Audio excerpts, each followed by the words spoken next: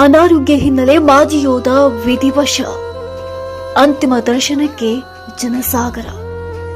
ಸುಮಾರು 20 ವರ್ಷಗಳ ಕಾಲ ತಾಯಿ ಭಾರತಾಂಬೆಯ ಕಾವಲು ಮಾಡಿದ್ದ ಮಾಜಿ ಸೈನಿಕ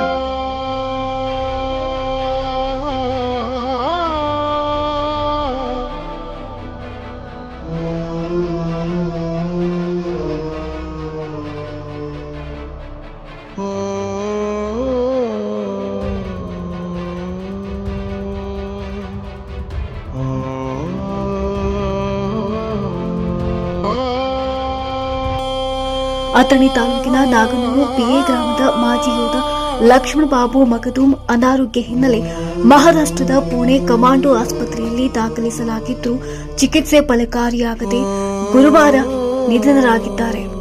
ಸ್ವಗ್ರಾಮ ನಾಗನೂರು ಪಿಎ ಗ್ರಾಮದಲ್ಲಿ ಇಂದು ಮಾಜಿ ಸೈನಿಕ ಹಾಗೂ ರೈತ ಸಂಘದ ವತಿಯಿಂದ ವಿಧಿವಶನಾದ ಮಾಜಿ ಸೈನಿಕನಿಗೆ ಅಂತಿಮ ವಿದಾಯ ಹೇಳಿದ್ದಾರೆ. ಮೃತ ಲಕ್ಷ್ಮಣ ಮಗದೂಂ 20 ವರ್ಷಗಳ ಕಾಲ ಭಾರತೀಯ ಭೂಸೇನೆಯಲ್ಲಿ ಸೇವೆ ಸಲ್ಲಿಸಿದ್ದು, ಸೇವಾ ನಿವೃತ್ತಿ ನಂತರ ಸ್ವಗ್ರಾಮದಲ್ಲಿ ಕೃಷಿ ಕಾಯಕ ಮಾಡಿಕೊಂಡಿದ್ದು, ಸ್ವಲ್ಪ ದಿನಗಳಿಂದಷ್ಟೇ ಹೃದಯ ಸಂಬಂಧಿ ಕಾಯಿಲೆಯಿಂದ ಅನಾರೋಗ್ಯಕ್ಕೆ ತುತ್ತಾಗಿದ್ದ ಮಾಜಿ ಯೋಧ ಕಳೆದ 15 ದಿನಗಳ ಹಿಂದೆ ಆಸ್ಪತ್ರೆಗೆ ದಾಖಲಾಗಿದ್ದು, ಇಂದು ಚಿಕಿತ್ಸೆ ಫಲಿಸದೆ ಕೊನೆ ಉಸಿರೆಳೆದಿದ್ದಾರೆ. ಸ್ವಗ್ರಾಮದಲ್ಲಿ ಅಂತಿಮ ಸಂಸ್ಕಾರ ನೆರವೇರಿದೆ.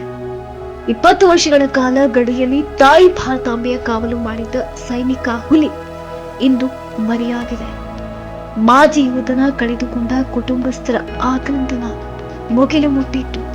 ಇತ್ತ ಅಥಣಿ ಮಾಜಿ ಸೈನಿಕರ ಸಂಘ ಹಾಗೂ ರೈತ ಸಂಘ ಕಂಬನಿ ಮಿಡಿದಿದೆ.